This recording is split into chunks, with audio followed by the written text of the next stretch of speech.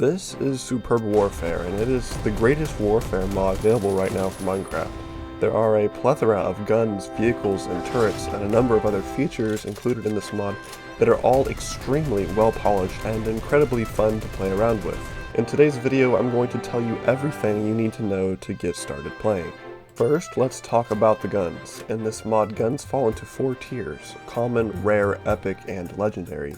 Each tier makes for better, but consequently more expensive guns. To begin crafting, you will first need the blueprint for the gun, which can be found in the loot tables of vanilla chests. The other 2 components you will need are the material pack for the tier of gun you are crafting, and then the main ore ingredient of that material pack. Then you put these items together into a crafting table and you've got yourself a gun.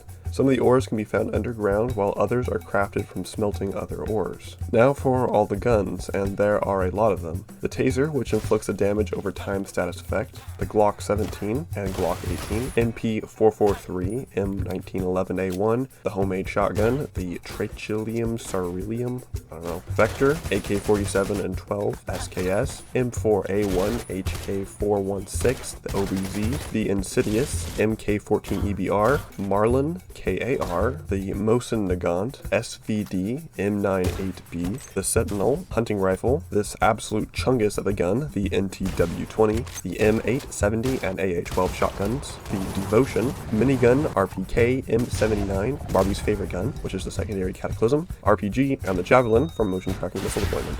We also have the Aurelia Scepter, which does this for some reason, and the Bokek? Yeah. So there's quite an assortment of guns, some realistic, some not, some based in the present and others in the past. There should be something here for everyone. There's also a nice selection of explosives, including grenades and timed C4 charges. Also, each gun has its own ammo type, which can be crafted pretty easily. If you are in creative, put a creative ammo box inside your inventory to get infinite ammo for whatever gun you are shooting. This also applies for vehicles, which I will cover now.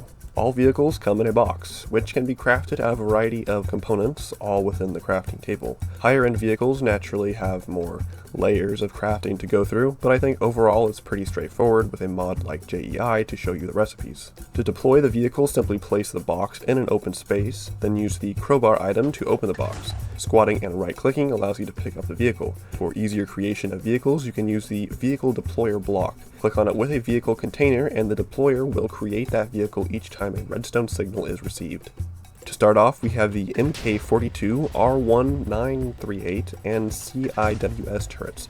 Just like every other vehicle in this mod, right-click to get inside and left-click to shoot. You can also switch guns if available by pressing the number key associated with the gun type listed at the bottom right of your screen. At the far left, you can see the health of the vehicle, and above it, the player who is inside it. As you can see here, this turret doesn't move or fire because it needs power to operate. You can put a charging station block nearby and fill it with fuel to charge nearby vehicles. In creative, you can use a creative charging block which doesn't require fuel. The next turret is the Annihilator Energy Cannon, which very easily annihilates things. It is also incredibly large, to say the least. For water travel, the mod provides the speedboat, which is unexpectedly the most fun to drive.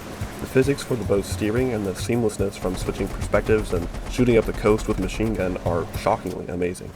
Now for air travel, we have 2 options, the first of which is the Little Bird helicopter, which looks incredibly cool and is also super fun to fly once you get the hang of it. Hold space to speed up the rotor and eventually you will take off. You have to move the mouse in the direction you want to go. Do not use WASD, that will just make you flip upside down and explode. The second is the Thunderbolt airplane. It looks cool, flies really nice, and has a lot of great weapons. Also, it's like super fun to shoot the machine gun. Just FYI. For on-the-ground transportation, we have another 2 options. First is the LAV Commando, which seats a bunch of people, can float on water, and has a variety of weapons. It does have a tendency to get stuck sometimes though.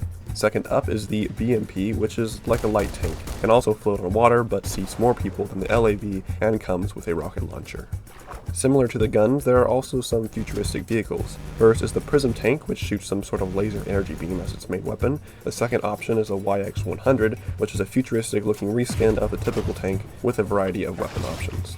There are also drones in this mod, which you can connect to a monitor and fly around, in addition to, a bunch of other stuff that I haven't covered in this video, but I hope this video serves as a good jumping off point so you can get started with the mod and not have to deal with figuring out basic stuff.